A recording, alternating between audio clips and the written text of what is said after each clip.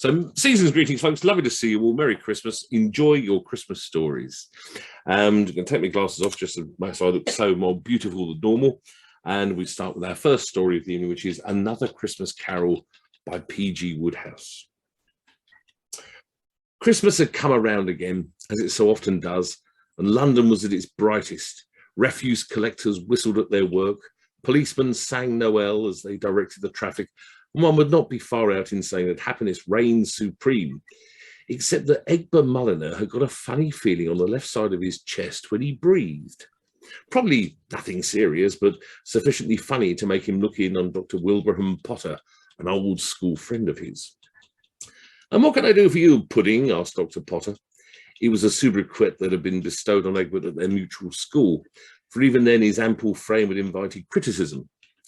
He had started life as a bouncing baby, had grown into a bulbous boy, and was now in his 42nd year, a man beneath whom weighing machines quivered like aspens. In common with all his ancestors, he had a passionate love of food, but while they had worked off their superfluous adipose tissue by jousting, going on crusades, dancing old English dances and whatnot, on him it had accumulated. Beside him, Orson Welles would have looked slender. "I don't think it's anything much, Bill," he replied, "but I thought I'd better get a medical opinion. It's a sort of pain. Well, not a pain exactly, more of a kind of funny feeling on the left side of my chest. It catches me when I breathe. What do you advise?" "Stop breathing," said Dr. Potter. "For at Christmas time, even Harley Street physicians like their little joke. All right, let's have a look at you." He said, the examination concluded. "Ha," he added, and then threw in another for good measure. "Just as I supposed. You're too fat." This surprised Egbert. He had sometimes thought he might have an ounce or two overweight, but he would never apply such an adjective to himself.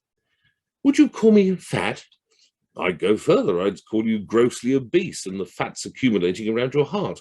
We'll have to get at least 20 pounds off you. If we don't..." "What happens if we don't?"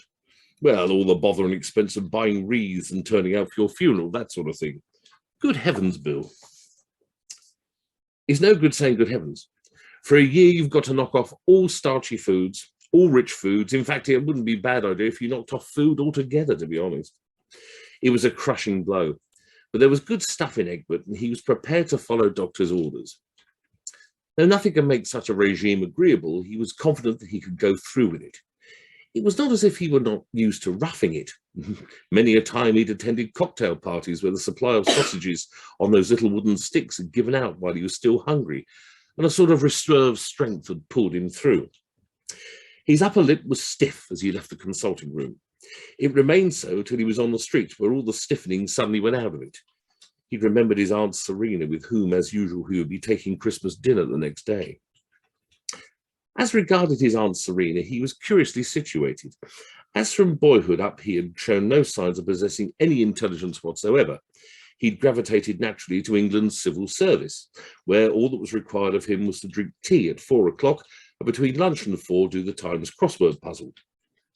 And though he could drink tea as well as the next man and had a gift for crossword puzzles, he didn't really like being in the country service, however civil it was. What he wanted was to buy a partnership in a friend's interior decorating firm, and this would only be done if Aunt Serena, who was extraordinarily rich, put up the money. He had often asked her to do so, but she had refused because she thought all that haggling with customers about prices would bruise his gentle spirit.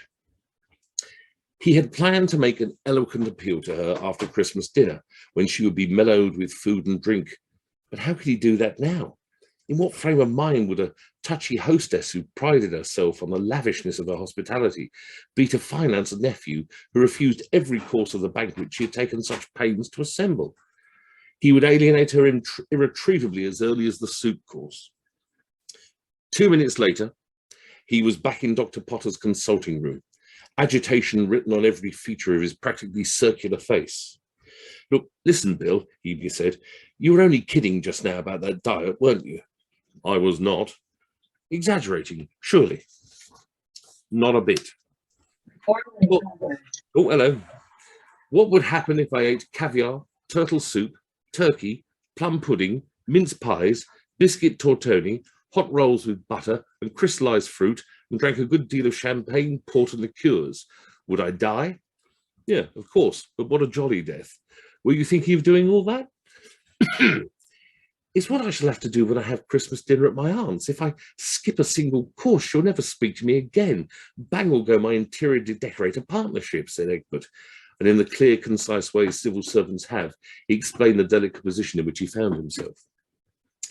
Dr. Potter listened attentively, and at the conclusion of the narrative said, added, ha, and then said, again. You're sure that your absence would offend this aunt of whom you speak? She would never forgive me. Then you must get out of this dinner. I can't get out of it. You could if you had a good excuse. Well, such as? She could hardly blame you if, for instance, you had a contracted bubonic plague. Yes, but I haven't. Then that can be arranged. I can inject a serum into you that will give you all the bubonic plague your hearts could desire. Egbert weighed the suggestion. He appreciated this ingenuity, but nevertheless he hesitated. There was something about it, he couldn't say what, that didn't quite appeal to him. He sought further information. So, what's bubonic plague like? In what sense does he use the word like? It's just an ordinary sort of plague.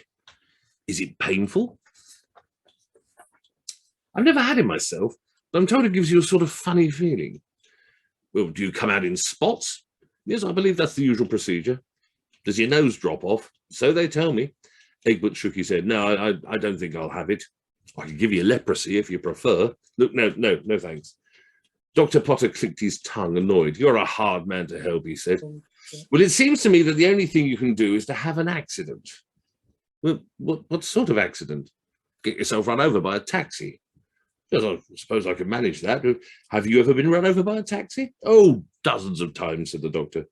Did it hurt? Oh, just a kind of tickling sensation, really. Egbert mused a while. That does seem to be the best thing to do. Much the best. Your aunt couldn't expect you to have dinner with her if you were in the hospital. And no need to be actually run over. I mean, just step into the street and stick a leg out. Charioteer will do the rest. Christmas Day dawned with its sprinkling of snow, its robin redbreasts, and all the things that had been led to expect. And as it progressed, Egbert's determination to follow the doctor's advice became solidified.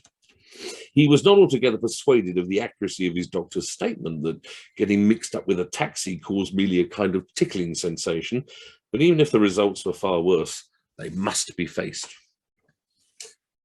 As he walked to his aunt's house, he was encouraged to see that there was no stint of the necessary vehicles. They whizzed to and fro in dozens, and to extend a leg in front of one of them would be a task well within the scope of the least gifted man. It was simply a matter of making a selection. He rejected the first that came along because he disliked the driver's moustache, the second because the cab was basically the wrong colour, and he was just about to step in front of a third, which met all of his qualifications, when he paused, leg in air. He'd suddenly remembered that his aunt's birthday was on February 11th, by which time he'd be out of the hospital and expected as a guest at the dinner fully equal to the one at Christmas with which she always celebrated her natal day. Of course, it would be open to him to get knocked down by another cab on February the 10th, but if he yielded to this temptation, what would his superiors at the office say? Would they not shake their heads and say to one another, Mulliner got into a bit of a rut, and feel that an employee so accident-prone was better dispensed with?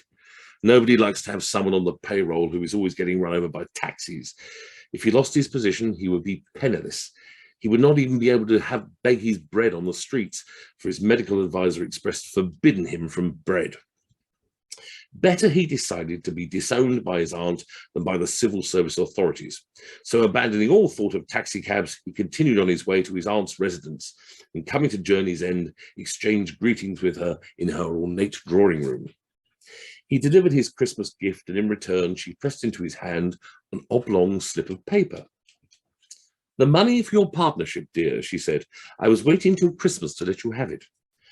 The irony of it, the sort of thing Thomas Hardy was so fond of, smote Egbert like a blow between the eyes with a wet fish.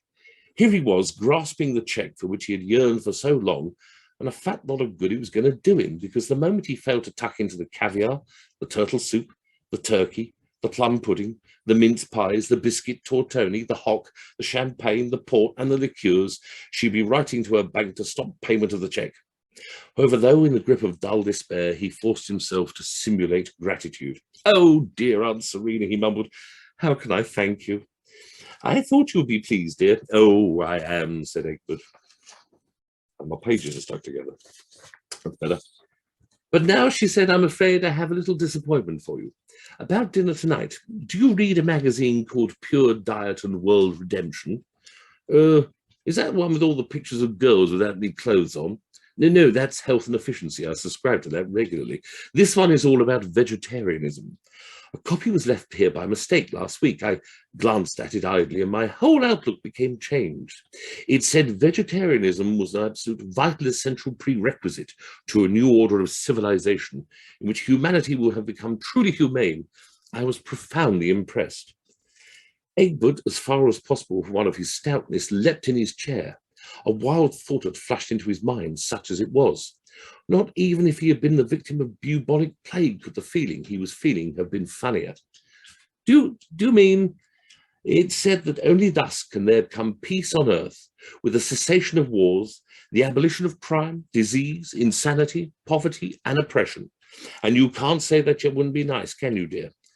"Do you mean," cried Egbert, "that you've become a vegetarian?" "Yes, dear."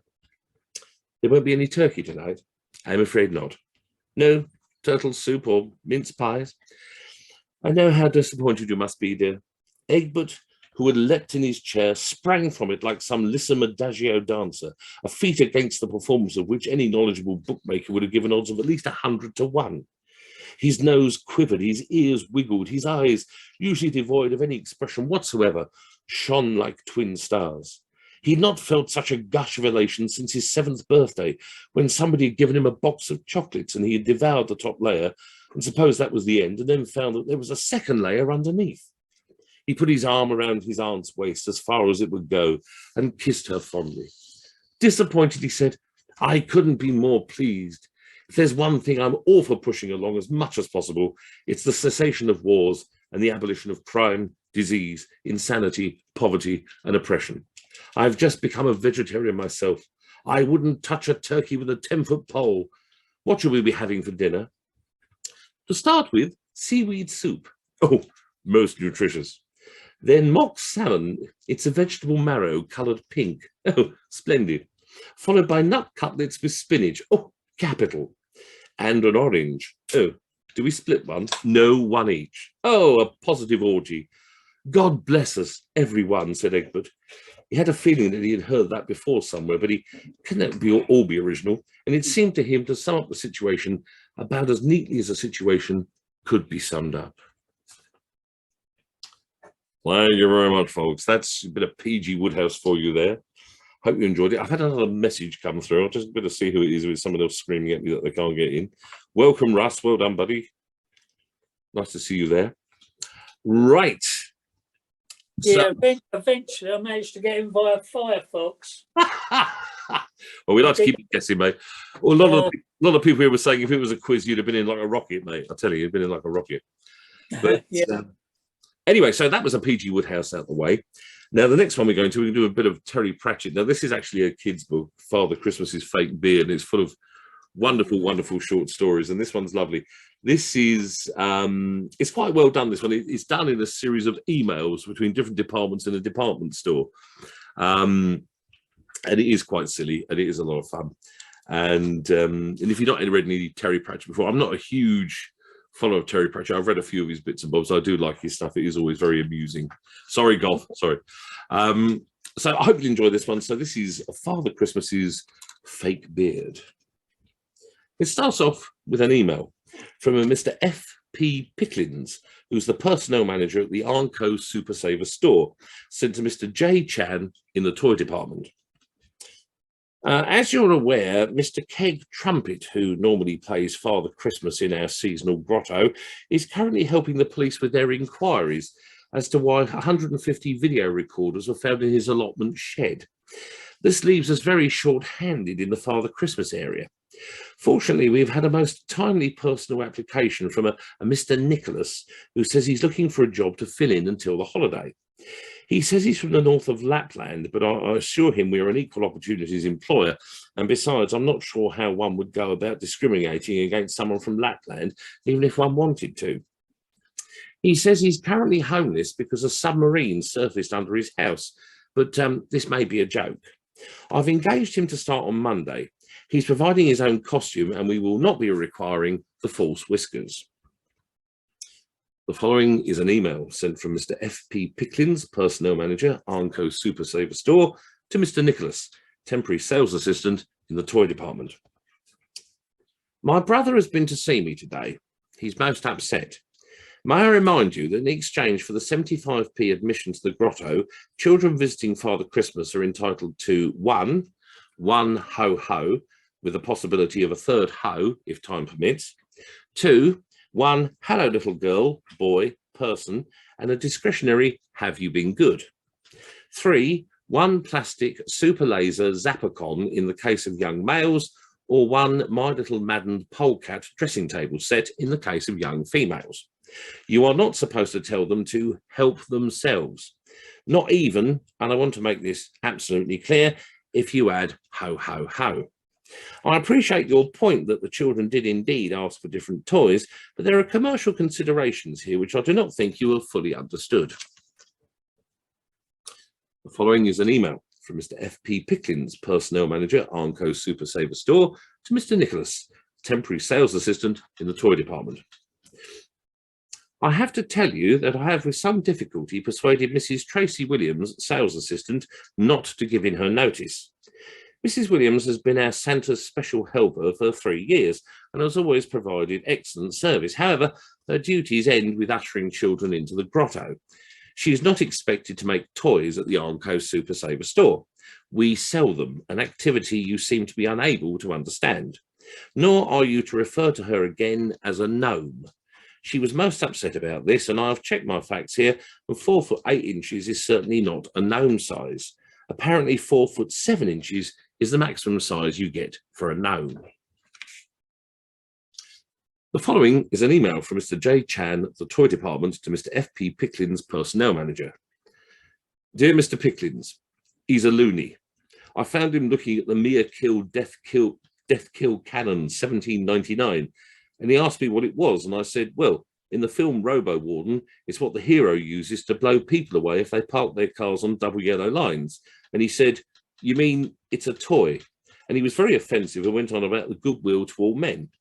Also, the cleaners say they're finding reindeer droppings in the grotto in the morning, but since the reindeer are made of plastic, I call this highly suspicious. The following is an email from Mr. Albert Callahan, Head of Security, to J. Chan of the Toy Department. He's definitely up to no good. You can't trust anyone with a beard like that. There is sawing and hammering coming from the grotto every night. Only when I have a look in, there's no one there. Also, I know we have a lot of temporary assistants in at this time of year, but some of my men say they see little faces looking out at them, and someone is pinching tools and stuff from the do-it-yourself section. The following is an email from Mr. J. Chan of the Toy Department to Piotr Kowalski, Heating Engineer. What's gone wrong in the heating in the Toy Department? It's like the North Pole up here. The following is an email from Mr. F.P. Picklins, Personnel Manager, to Mr. Nicholas, Temporary Sales Assistant in the Toy Department. I'm sure we would all like to leave early on Christmas Eve. However, the store will remain open until 8 p.m. for late shoppers. I'm afraid your request to leave early because you have another job to go to is hardly sufficient reason to shut the grotto. Besides, I cannot imagine what job has to be started on the 24th of December. The following is an email from Mr. F.P. Picklins, Personnel Manager, to Mrs. K. Arnold, Managing Director. And then the next thing to happen, according to Mr. Chan, was that snow started apparently falling in the Toy Department.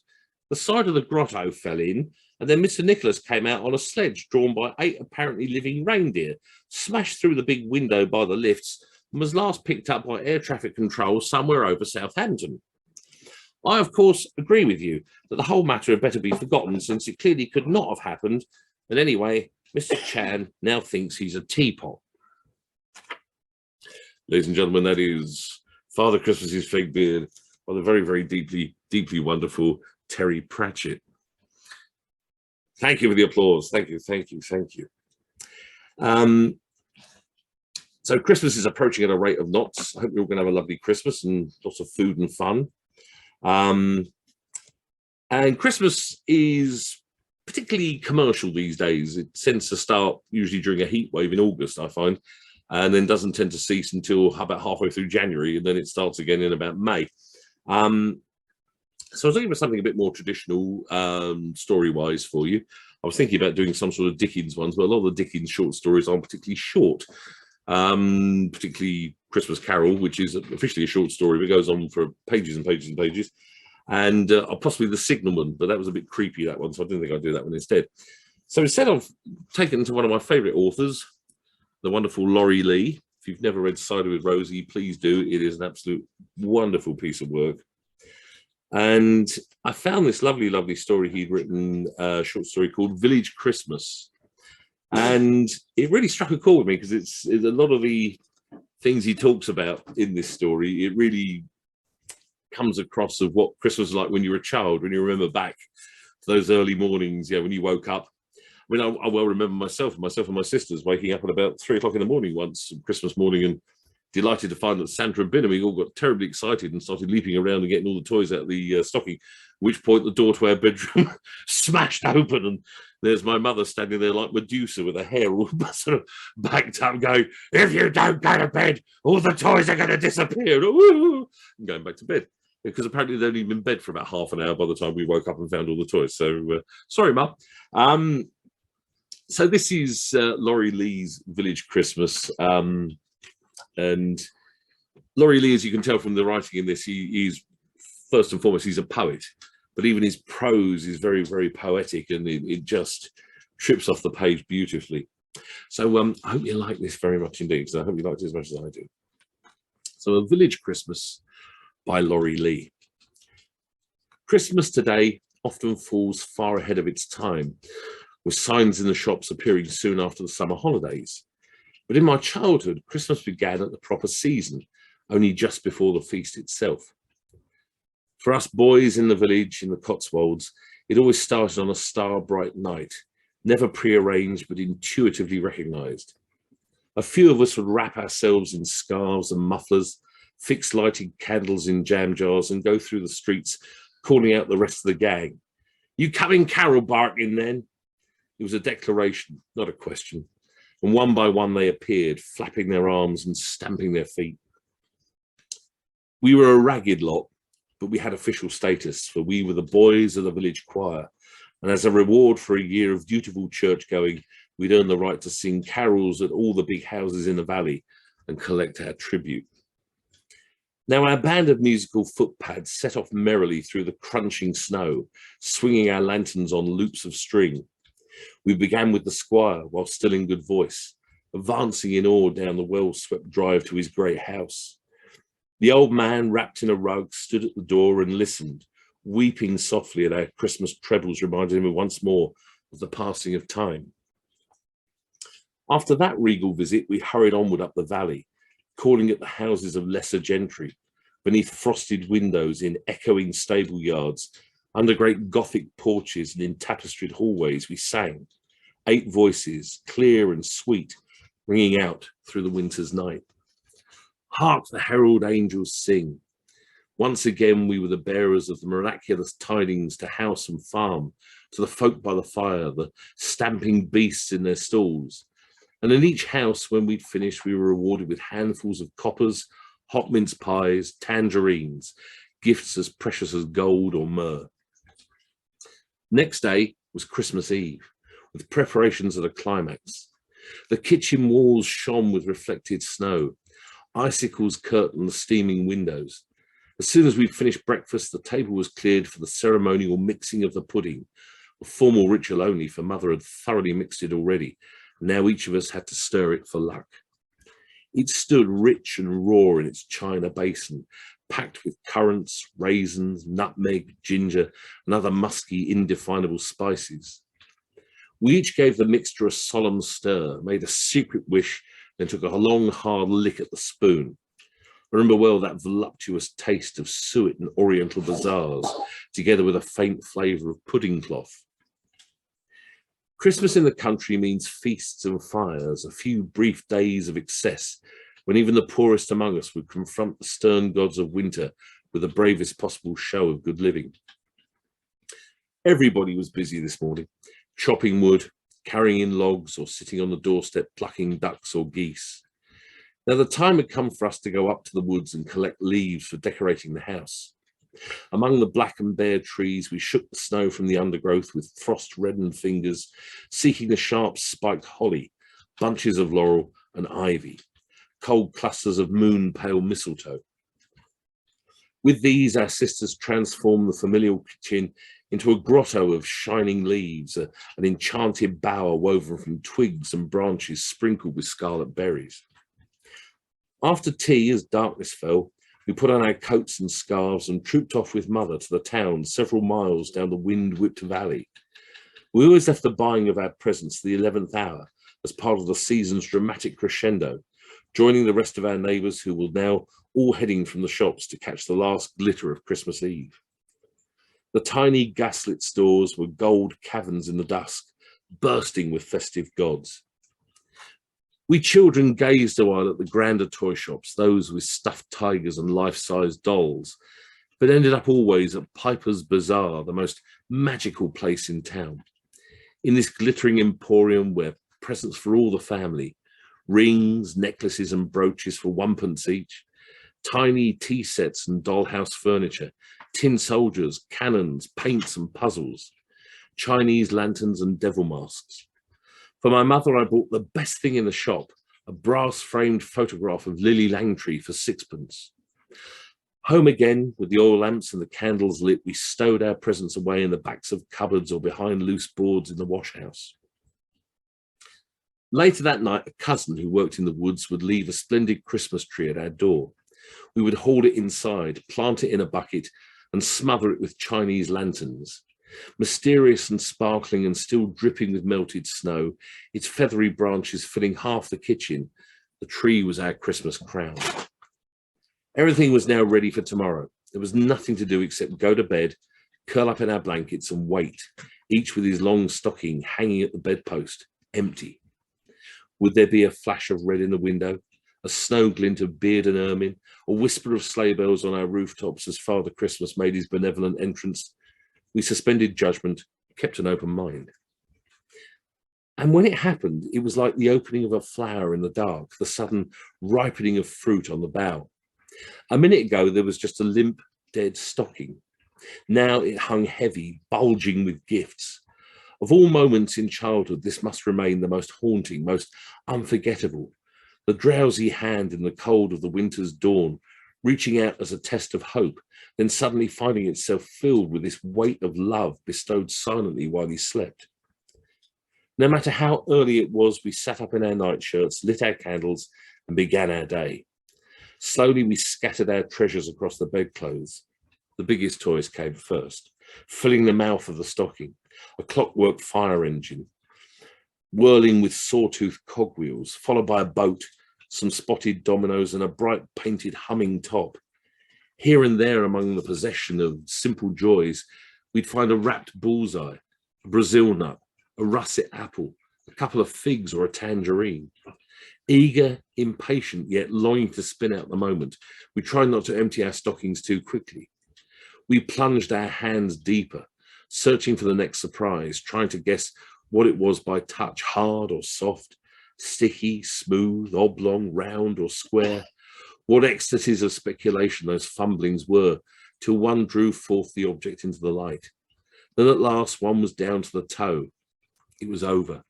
That session of unalloyed bliss like nothing else in life, the slow unwrapping of Christmas in the winter's dawn. Christmas dressing was formal. For the boys, velvet suits, starched collar and hair shining with Vaseline. For the girls, best dresses and new pinafores. We tumbled downstairs 3 steps at a time into the kitchen's glow. The fire was ablaze and Mother had already started the breakfast, frying great pans of eggs and bacon. We sat down to the finest breakfast of the year, which included real cream and porridge. "Hark, children," cried Mother, suddenly cocking her head. "Isn't that pretty? Now fancy that." With our mouths full of bacon, we ran out into the yard and stood listening in the snow.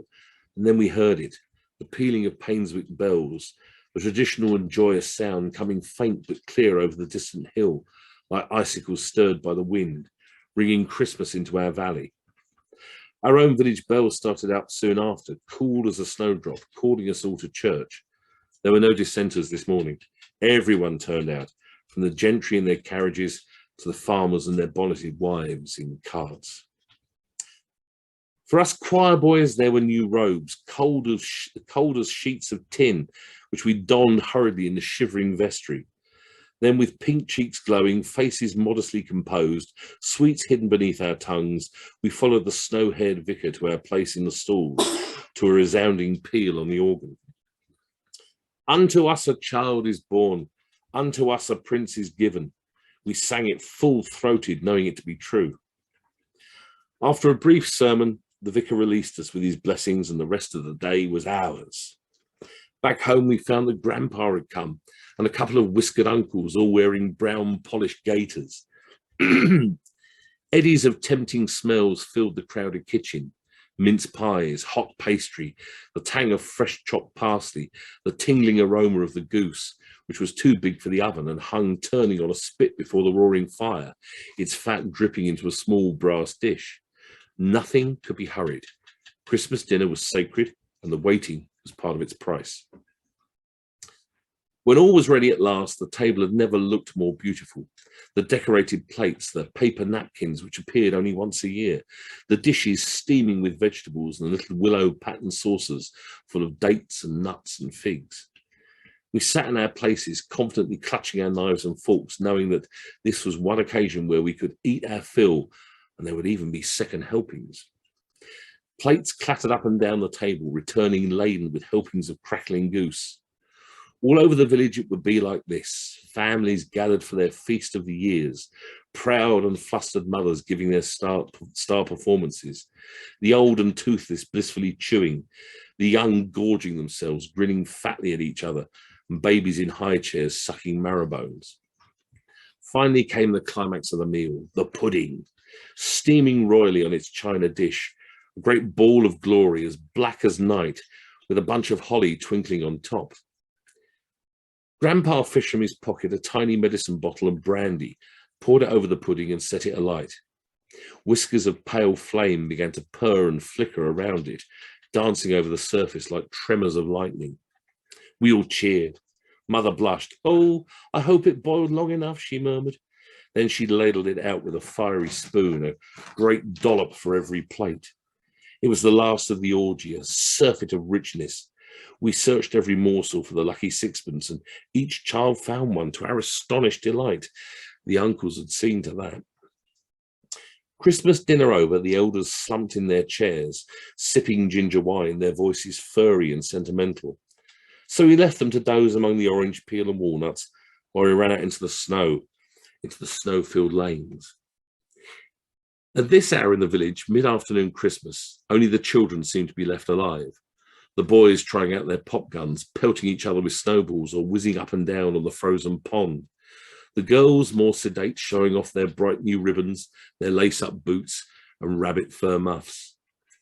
Night came early with the valley and its woods closing in darkly around the house. Now was the time to light the tree, its branches loaded with tinsel, with silver cut-out moons and stars, and with the clip-on candles, each a living tongue of flame, building up a pyramid of dancing light. Mother put out the oil lamps one by one, and we stood hushed and entranced together, adoring the tree and its chaste white glare coated all over in frosty fire.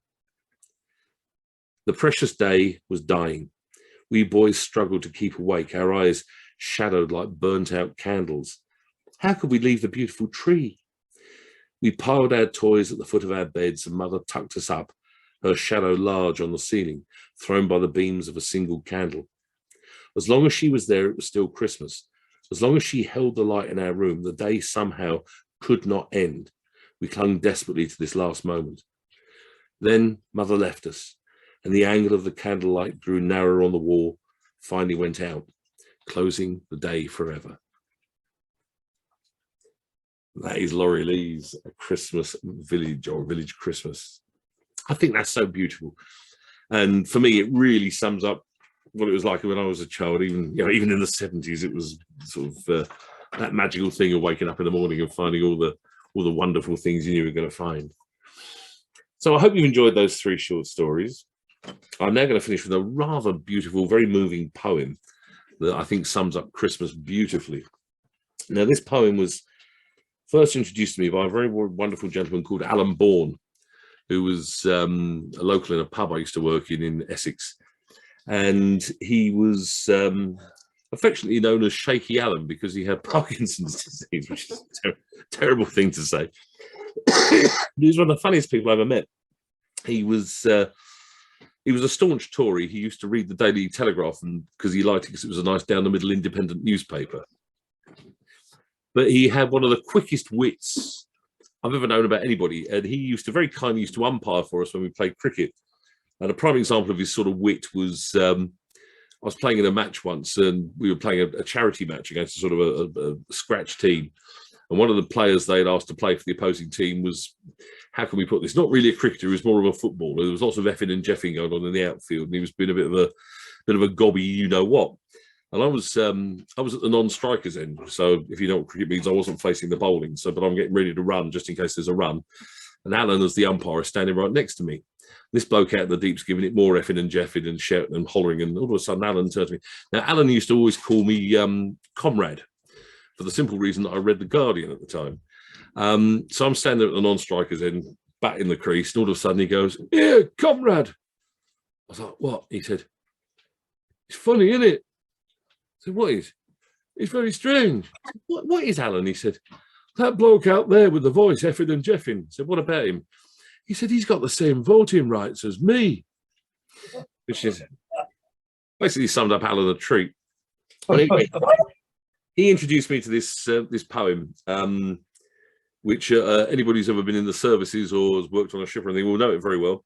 It's called Christmas Day in the Workhouse, and it's one of these wonderful examples of British humour where it's an extremely rude poem, but nothing rude is actually ever said. That's what I love about it so much. So I do hope you enjoy this. It's a few stanzas, and we'll see how we get on. So it was, "'Twas Christmas Day in the workhouse, the merriest day of the year. The paupers and the prisoners were all assembled there. In came the Christmas pudding, when a voice that shattered glass said, 'We don't want your Christmas pudding, so stick it there with the rest of the unwanted presents.' The workhouse master then arose and prepared to carve the duck. He said, 'Who wants the parson's nose?' And the prisoners said, 'You have it yourself, sir, you deserve it.' The vicar brought his Bible and read out little bits. Said one old crone at the back of the hall, 'This man gets on very well with everybody, doesn't he?' The workhouse mistress then began to hand out Christmas parcels. The paupers tore the wrappers off and began to wipe their eyes, which were full of tears. The master rose to make a speech, but just before he started, the mistress, who was 15 stone, gave 3 loud cheers and nearly choked herself in the process. Calm yourself. And all the paupers then began to pull their Christmas crackers. Stop it. One pauper held his too low down and blew off both his paper out of the man's next to him. A steaming bowl of white bread sauce was handed round to some. An aged gourmet called out, "This bread sauce tastes like it was made by a continental chef." Mince pie and custard sauce was next, and each received a bit. One pauper said, "The mince pie is nice, but the custard tastes like the bread sauce we had in the last verse." The mistress dishing out the food dropped custard down her front. "Stop it." She cried, "Aren't I a silly girl?" And they answered, "You're a perfect picture as always, madam." "This pudding," said the master, "it's solid, hard and thick. How am I going to cut it?" And a man cried, "Use your penknife, sir, the one with the pearl handle." Now the mistress asked the vicar to entertain his flock. He said, "What would you like to see?" And they cried, "Let's see your conjuring tricks. They're always worth watching." "Your reverence, may I be excused," said one benign old chap. "I don't like conjuring tricks. I'd sooner have a carol or two round the fire." So then they all began to sing, which shook the workhouse walls. Merry Christmas, called the master. And the inmate shouted, best of luck to you as well, sir. I know Alan's version always used to end with the master saying something, and then his final line was always, then up stood an aged veteran who had stormed the Khyber Pass. He said, you can take your Christmas pudding, and the walls were as smooth as glass. Anyway, let's not go there. Well, good heavens, that's it, folks. It's an hour already. We've had fun. Yeah. Thank you, Michael. That poem, sorry, was that poem supposed to rhyme? Because I didn't get it. Seriously, you didn't get it? I'm winding you up. I knew you really had me worried there for a second, Debs. You really did. My mind is pure. Yeah, of course. I wasn't quite sure what you meant. All right, I'll come back later. I'll soon put some colour in your cheeks, love. Don't you worry. Well, look, can I just say thank you so much for coming along this evening, everybody. It's been an absolute pleasure. I hope your Christmas is lovely, everybody. I hope you have a wonderful time. Looking forward to seeing Carol and Ron at Christmas, and Susan, and Mum, Dad, and Kathy. Goff and Hazel, what are you up to for Christmas? Where are you going? We're staying here. Hey, anybody coming over, or just you and the kids? Yeah, no, we've got the mums coming over. Kids will be here, obviously, my brother. So that should be fun. Lovely. Well, I hope you have a lovely time. What about you, Debs? What are you up to? Yeah, I've got 6 here. I've got my mum. Well, I've got my mum and my brother, and I normally do like my 2 kids. But of course, Will's has now got a new girlfriend, and he's moved in. Right. So they're coming for Christmas dinner. So it's the first time I'm entertaining a girlfriend as well. Ooh. Yeah. We'll put loads of mistletoe out and embarrass the hell out of him. Well, I mean, the thing is, like, I met her, like, she came round one evening, and we taught her how to play poker. Oh, right. She went home naked. So it depends on how much drink we've had, whether it ends up strip poker. What if there is? We'll do a Zoom link and you can show everyone. And what about you, Vicky? What are you up to, you and Quinn? Anything exciting? We've got my parents coming around for the day, as far as I know at the moment. Fantastic. So quite a quiet one. Is he excited about Christmas already? Yes, I think so. He's been excited since September for Christmas. Well, and then after Christmas, it'll be his birthday. Oh, of course, we got James's birthday in 2 days' time, so he's equally excited. So, and then he'll be on about jousting. Of course, yeah. Well, Merry Christmas to you from all the jousters as well. I spoke to Jeremy the other day. We've already got the first few dates in the book, so for next year. Oh, awesome. Quinn will be pleased. As soon as I know what they all are, definitely I'll let you know. Raina, what are you up to for Christmas? Absolutely nothing. It's wonderful. Oh, wonderful. I got Christmas off, yeah. Yay. Well, you enjoy it, my lovely. I hope you have a lovely time. What about you, Russ? What are you up to? Oh, hang on. There he is. Yes, I'm just unmuting. Yeah, it's just Debbie and I, to be fair.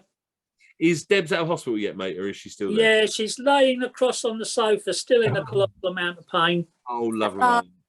It's going to be quite a long job, but yeah, got some bits and pieces moving while she was in, fortunately. Oh, good man. Well, no, good girl, actually. Debbie was the one who was sort of getting him moving. I couldn't do an awful lot, but yeah, so hopefully it'll be a nice, restful Christmas, and yeah, just really waiting for the new year now, and hopefully onwards and upwards for Debbie. So, love to Debs, and say hello, Debs. Hello. Jumper, look, she's actually. Oh, there she is. Hello, darling. Hello. Oh, get well soon, sweetheart. Thank you. Well, all of you have a fantastic Christmas. I'm going to turn the recording off now because we don't want all this nonsense.